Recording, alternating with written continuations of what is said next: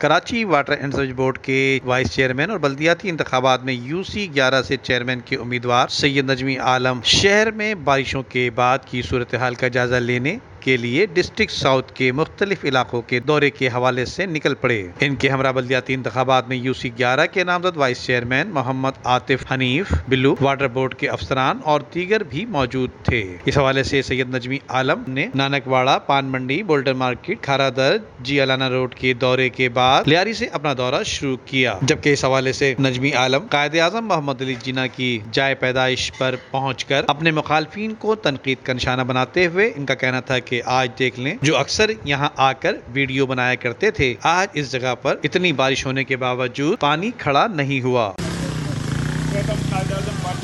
खड़े हैं जहाँ पर बहुत शोर होता था कि भाई कायदे आजम बर्थ प्लेस डूब गई, यहाँ पे घुटनों से ऊपर पानी होता था। अब से 2 घंटे पहले 2 बजे भी मैं यहाँ आया था, जो पानी की सूरत हाल थी, ये अंदर का ये सब भरा हुआ था, ये सारा खाली हो चुका है। इसके माने कि हमारा सिस्टम पानी ले रहा है।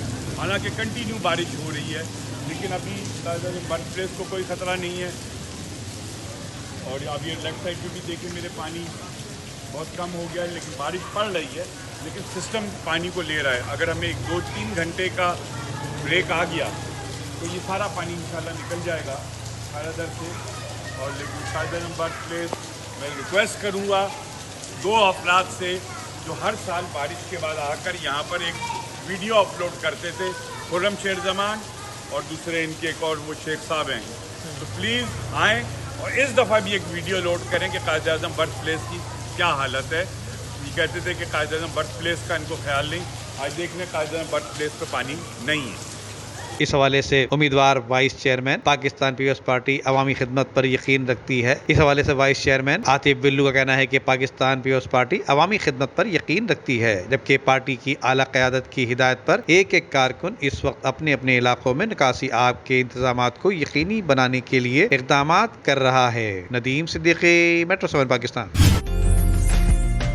उम्दा में पकाएं और जी भर के खाएं।